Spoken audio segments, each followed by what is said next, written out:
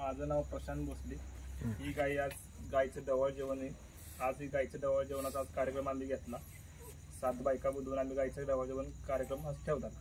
कशा पद्धतीने केला? आता गाय कुठून आणली? काय ही गाय विशाल भोईटे यांचे डॉक्टर यांच्याकडनं घेतली? कालवड आणली. हा, तिचा आम्ही सांभाळ करून आज तिचा 7व्या महिन्यात आम्ही आज डवळ जेवण घातलं. काय काय केलं ते आम्हाला जरा सविस्तर सांगा. तिला काय आज सकाळी उठून आम्ही सगळे तिला धुवून तिला नटवलं व्यवस्थित. तिचं योग्यरित्या आम्ही तिचं काय असतं योग्य ते काम केलं. 5 फळं आणली. सगळे फळं वगैरे त्याची ओटी भरण वगैरे सगळे व्यवस्थित आम्ही मांडून वगैरे कार्यक्रम केला. आम्ही काकांना जोशी काकांना काल विचारलेलं. ते काल म्हणजे 15 ऑगस्ट दिवशी तुम्ही घेतलेली चालेल आनंद. आता 7वा महिना चालू आहे. आता 7वा महिना चालू आहे. आमच्या मुलांना आज होता खिलार गाई पाळायचा. ही गाय आमच्या मुलांनी 4 महिन्याची असताना आणलेली. बर, 4 महिन्याच्या आणलेली असताना 4 महिन्यापासून हिला सांभाळली. तिचं संगोपन करताना ह्यांनी इतकी काळजी घेतली की भरपूर आपण जे आपल्या मुलांची काळजी घेतो तशी काळजी घेतली.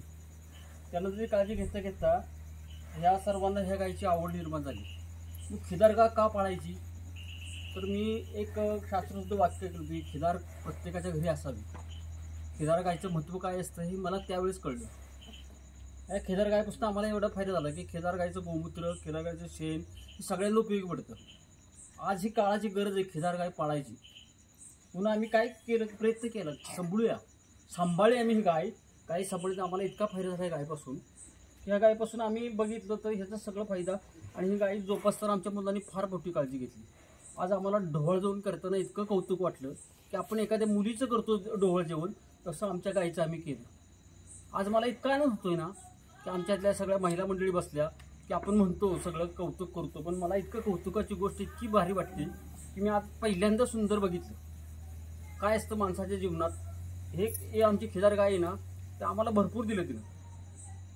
आज मला एक गोष्ट सांगूशी वाटते, त्या खिलार गायीमुळं सगळ्यांनी बघावं खिलार गाय पाळावी का, ही काळाची गरज आहे.